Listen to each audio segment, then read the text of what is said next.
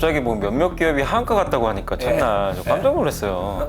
근데 이제 보니까 저도 좀 왜 올라갔지 의아했던 몇 개 기업들은 보이더라고요. 네. 엄청 빠졌죠. 주가는 계속 오르더라고요. 그러니까 저는 좀 이상하다. 그거랑 상관없이. 이게 뭐지? 내가 모르는 뭐가 있나?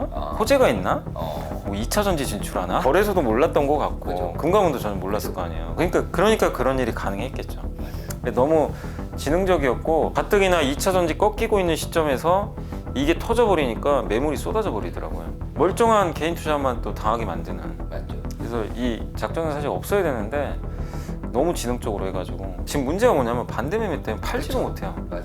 손실이 이게 2.5배가 아니에요. 말해도 어마어마하거든요. 예. 그러니까 이게 이제 문제가 심각해지는 거죠. 저는 투자는 안 하셨으면 좋겠어요, 사실은. 오늘이 녹화 기준일로 4월 26일인데요. 네. 이 이사님을 항상 모시기 전에 저희가 이제 원고 준비를 하면서 그때그때 이슈를 좀 이렇게 좀 따보거든요.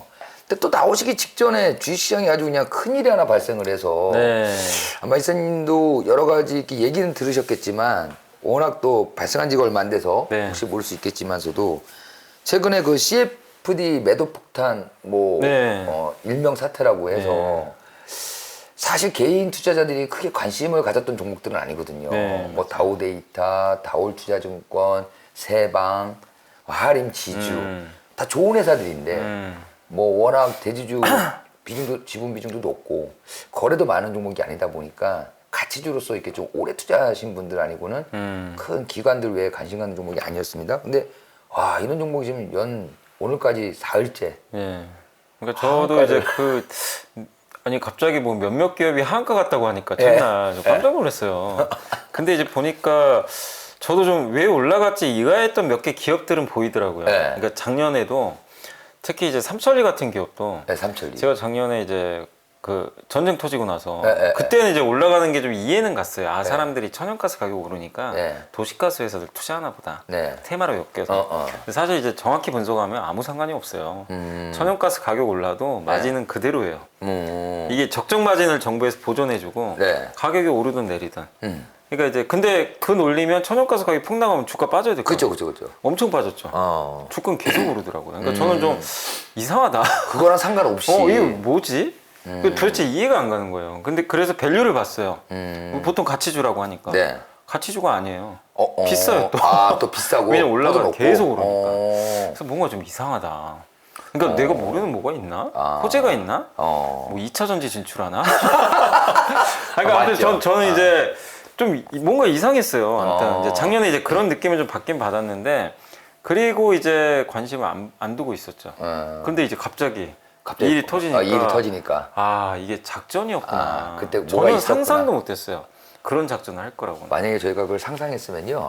진짜 저는 상상을 못했어요. 일찌감치 뭔가를 액션을 취했겠죠. 그러니까 이게 왜냐하면 사실 거래소도 몰랐던 것 같고 그죠. 금감원도 저는 몰랐을 거 아니에요.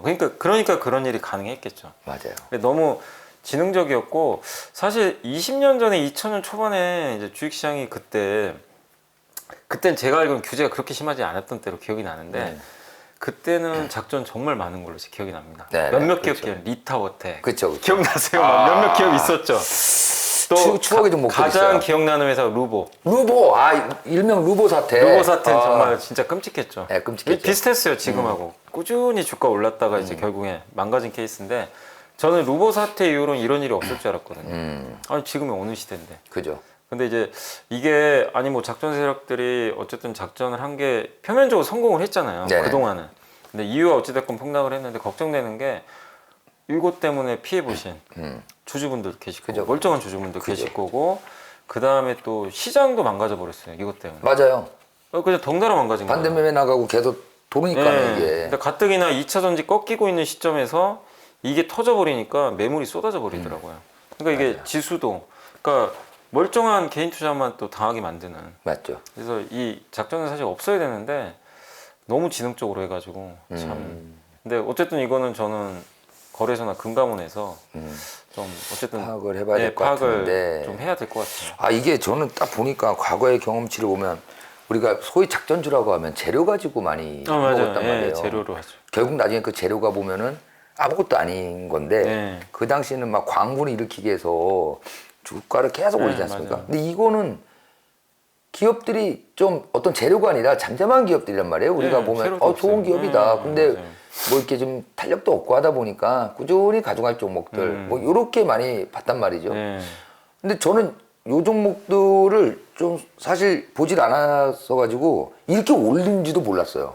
저도 이렇게 장기가 이렇게 오른지도 저도 그 정도는 몰랐거든요. 몰랐어요, 사실. 그래서 세방 같은 경우에는 3만 원이 넘고 4만 원이 막 저기 하길래 얘가 언제 이렇게까지 갔지? 뭐 이런 생각이 맞아요. 그러니까 원래 물류 회사들이 한참 좋았던 게 그 코로나 때문에요. 그땐 이해가 가죠. 맞아요. 왜냐면 다쿠팡하고 그죠, 그죠. 네이버에 뭐 쇼핑하고 이러니까 물류 당연히 좋아지죠. 그렇죠. 그때는 이해가 갔는데 이미 리오프닝한 지 한참 지났는데. 그렇죠. 아니 지금 뭐 우리나라 네이버부터 해가지고 지금 뭐 마켓컬리까지 지금 주가 그러니까 대부분 안 좋잖아요, 가치들이. 그죠, 그죠. 그럼 사실은 같이 빠지는 게 어떻게 보면 정상일 수도 있어요. 네네. 올랐다가. 왜냐면 같이 이제 그 물류라는 것도 인터넷 이게 성장할 때 같이 가고 물론 이제 주가가 그렇다고 무조건 빠지는 건 아니지만 어쨌든 이제 그걸 따라서 좀 흘러가는 게 정상일 수 있는데 이쪽 이 온라인 쇼핑하는 그 모 회사들은 다 주가가 안 좋은데 그죠. 이 물류 회사들이 갑자기 몇 개만. 근데 그렇다면 다른 물류도 가야 될 거 아니에요. 그렇죠. 근데 유독 몇 개만 가. 두 개만 있었던 것 같아요. 제가 보기엔. 성광이었나? 성광. 예. 그 다음에 이제 세방.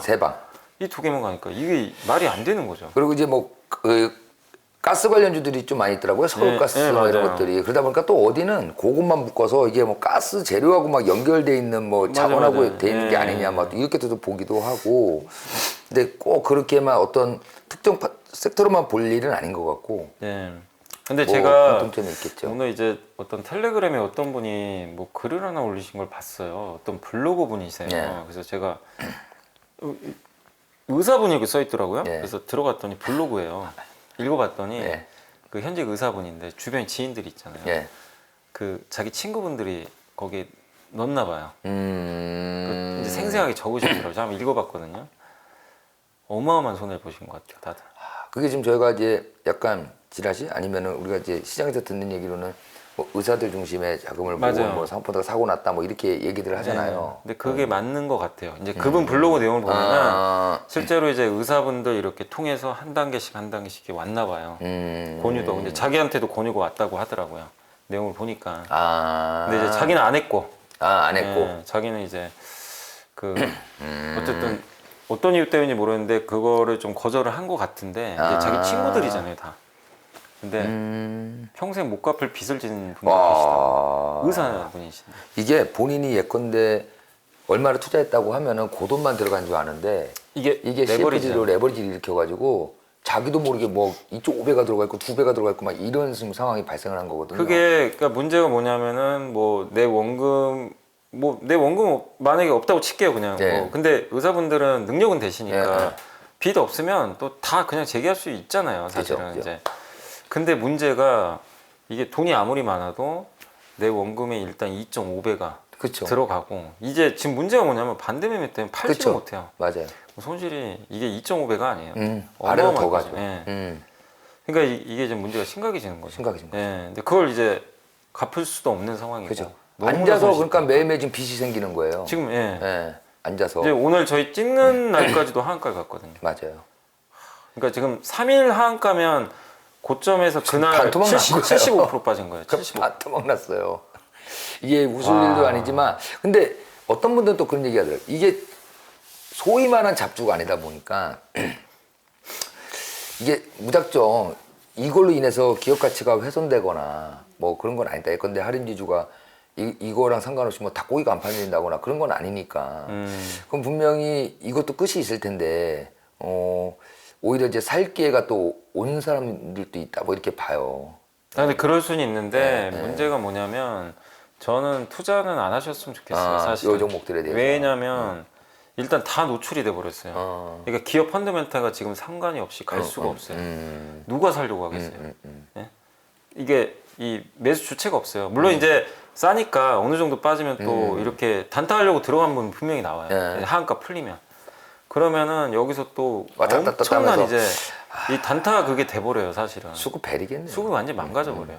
그게 있고 그래서 이런 일이 있고 나서 보통 1년 정도는 주가가 이제 못 가요. 못 가죠. 못 가고 이제 나중에 이제 펀더멘탈 따라 다시 가거든요. 네네. 그래서 저는 좀 당분간은 뭐 투자는 안 하시는 게 좀 그냥 지켜만 보시는 게 맞지 않나 맞습니다. 보고 있습니다.